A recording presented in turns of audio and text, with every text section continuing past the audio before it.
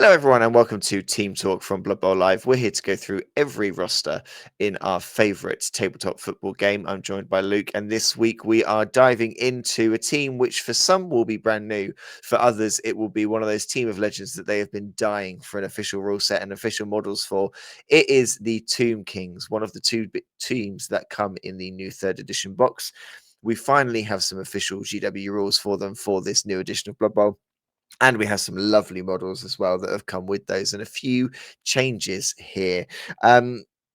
Luke, Tomb Kings are an interesting one because for a lot of people, they're going to be incredibly new. So, whether you're an experienced coach or whether you are brand new to Blood Bowl, why would you pick up Tomb Kings?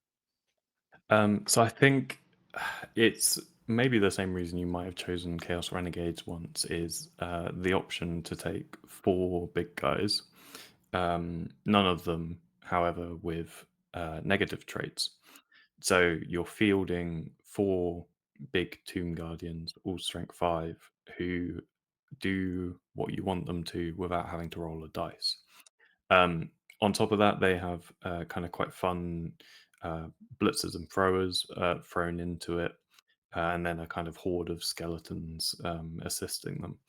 And so for the old edition, one of their biggest weaknesses was they don't have any agility higher than a 4. So, in the older season 2, picking up the ball used to be a 50-50.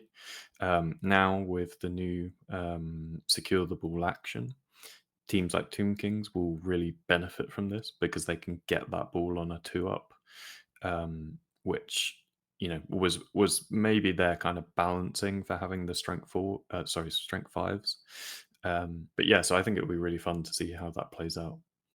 Looking at the roster for Tomb Kings, their linemen are skeletons, 40k, movement 5, strength 3, edge 4, passing 6, armor 8, regeneration, and thick skull.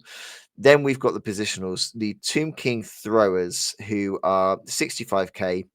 You can have two of these: movement 6, strength 3, edge 4, passing 3, armor 9, pass, regeneration, sure hands, and thick skull. So secure the ball, very important for them. It's a similar skill set to what they had before. The sure hands kind of gave them a re-roll on an edge 4, but now with that kind of secure the ball action, that's going to make it a lot easier for them. Also, they're going to be protected from strip ball as well with the sure hands. The blitzers, two of those you can have at 85k, movement 6, strength 3, edge 4, passing 5, armor 9, block, regen, and thick skull are going to be quite sturdy pieces. And the kind of possibly the stars of this team are the Tomb Guardians. You can have four of these at 115, movement 4, strength 5, edge 5, passing 6, armor 10, brawler, decay, and regeneration. One of the changes then here, Luke, which lots of people are going to kind of, it is quite a big thing, I think, for this team, is those Tomb Guardians used to come with kind of no skills that helped you in blocking situations. 4 strength 5s with brawler is a very, very kind of tasty thing to start with. Yeah, it's a little bit terrifying Mm. knowing that, because I think with big guys, especially, so I used to play a lot of undead, shambling undead, and the mummies, unless they've got block, they are kind of turnover machines a little bit on that team where you've got a lot of rerolls, um, kind of inbuilt rerolls, and so here having that, that one both down reroll is a big buff to them, I think, especially in the early stages of leagues where you're starting off against teams who might have block or a bit more than that. But you will be able to get those two dices pretty consistently. And the skeletons are decent movement. Sorry, the rest of the skeletons on the team are. And I think also it's worth noting that the sure hands on the thrower. So sure hands doesn't work with secure the ball. It explicitly states that, but it would potentially allow you those longer plays where you want to pick up the ball and move up the field fairly quickly because you don't have a great amount of movement on this team. So I think it will be a slow, heavy grind with kind of big heavy corners on your cage to move up that field. What do we think then a £1 million roster looks like here? Because you've got some very expensive positionals in the Tomb Guardians, which feel pretty key to the setup. But your linemen are quite cheap and only being 40k. Can you build something relatively solid for £1 million? Yeah, you absolutely can. So similar to Bretonians, GW have, I think, basically made these two teams out of the box approach to be effectively perfectly balanced at 1 mil.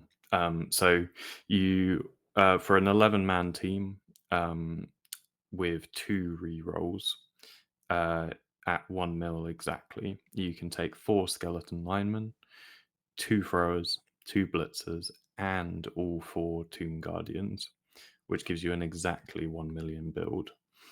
Um, you could, I suppose, play around and drop a guardian and take some extra linemen for a bench, but I think the majority of the lists we see will be that 1 million with basically a bit of everything maxed out with the specials.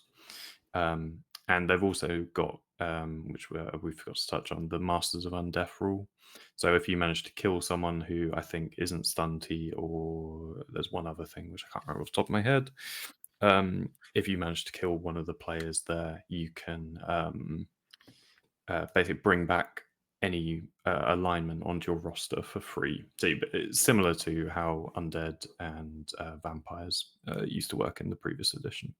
So yes, the opposition player with a strength of 4 or less and not a stunty trait would be to get the lineman. So yeah, I guess you can build up your own bank off them, can't you, by Yeah, utilizing those Tomb Guardians? So maybe you don't need to worry too much. Throwers often.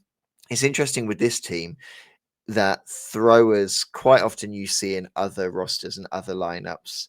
If people are if people can take all the positionals, they do. But if there's a positional they're going to kind of leave by the wayside, a lot of the time it is throwers. You might only take one when you could take two. But with this team, it feels like the throwers are actually quite an important piece because you don't have, the skeletons are what they are. The Tomb Guardians aren't overly mobile, while everyone is Edge 4. It gives you something. It gives you a movement 6 piece. So if you want a bit of pace, you kind of have to utilize those throwers. I always think pass is an interesting skill on Tomb Kings because while they've got passing 3 and they've got the pass skill, you still have edge 4 everywhere else. So yeah, it's an interesting one. I don't know what scenario, catch is an agility skill, so everyone can take that, but only as a secondary. So it's an interesting kind of skill to give them. It's sort of like, here's the option, but would you use it? yeah. And I think so they also have 9 armor, so one more than your skeleton lineman.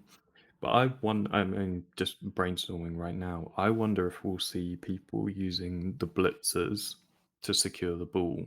So you've got block and movement 6 carrying the ball up the field, and then you're using the throwers almost as a slightly more resilient, faster piece that can screen and block.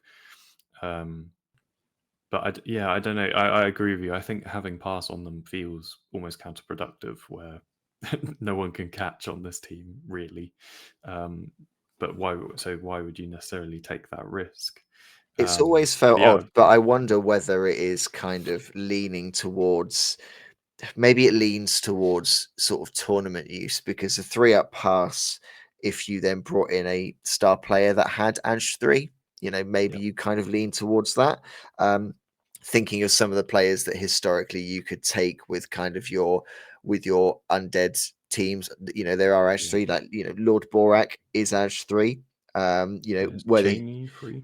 Cheney would be 3 as well. Yeah. So So yeah, you do have some kind of players stretch there. plays. Yeah, yeah, If you brought a vampire into the team, you'd have edge 2, but when you would have enough money to do that, I don't know. yeah. Um, they look like a And really fun team. They look like a really sturdy team, and I think they're a good balance in the box with Bretonians as well. So if you are looking at getting the starter set with the two teams in, you've got two which can kind of play. Bretonians with covered in a different episode, have kind of a variety of ways they can play quite well. Tomb Kings very much give you that bashy option. It does kind of mirror what we saw before with Black Orcs and Nobility. So they certainly look fun. I've played against them a lot before and had mixed results. And Okay, yeah, it'll be a fun one to see how they progress in this new edition. definitely.